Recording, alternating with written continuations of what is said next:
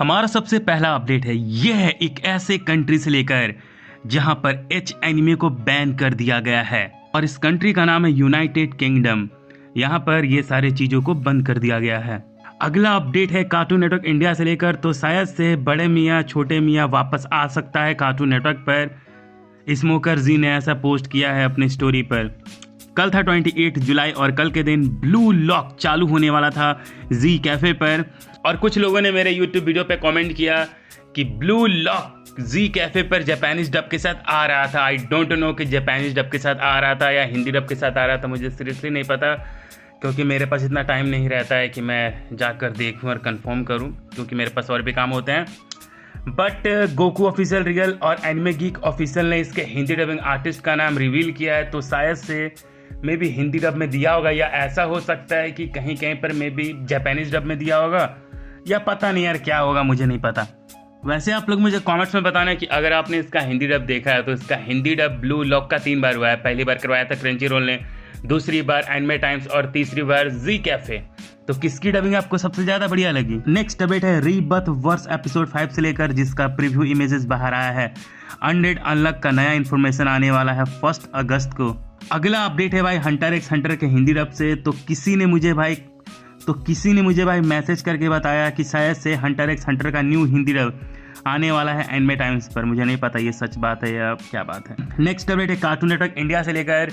तो किसी यूजर ने मुझे भाई कमेंट करके बताया कि गुड न्यूज़ है, कार्टून नेटवर्क इंडिया ने रोल नंबर 21 को बंद कर दिया और उसकी जगह पर T2 स्टार्ट कर दिया। टीन टाइटंस गो, ग्रीजी और कित्रेसु भी बंद हो गया है।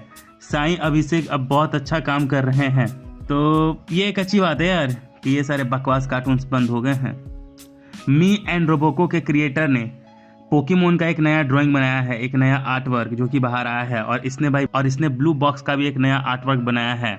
I will been killing slimes for 300 years and max out my level. तो ये 2025 का एनिमे है, तो अब इसके सारे एपिसोड्स हिंदी डब के साथ स्ट्रीम हो रहे हैं क्रंची रोल पर, तो आप देख सकते हो। इन्फिनिटी कैसल मूवी ने भाई रिकॉर्ड तोड़ दिया। इसने 10 दिनों में 13 बिलियन का कमाई किया है, और इसने जुजुत्सु काइसेन की जो मूवी थी जीरो मूवी, उसको भी सरपास कर दिया है बॉक्स ऑफिस के कलेक्शन के मामले में।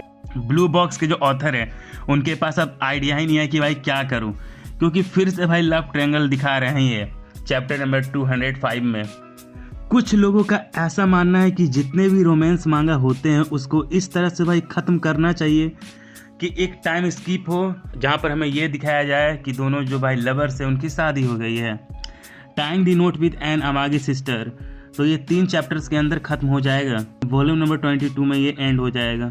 वन पीस का जो भाई लेटेस्ट एपिसोड आया है, इसको 10 में से 9.8 का रेटिंग मिला है, और वन पीस के जो भाई 11 लेटेस्ट एपिसोड्स आए हैं सबको भाई 9+ रेटिंग मिला है। 9+ का रेटिंग, जो कि कोई छोटी बात नहीं है।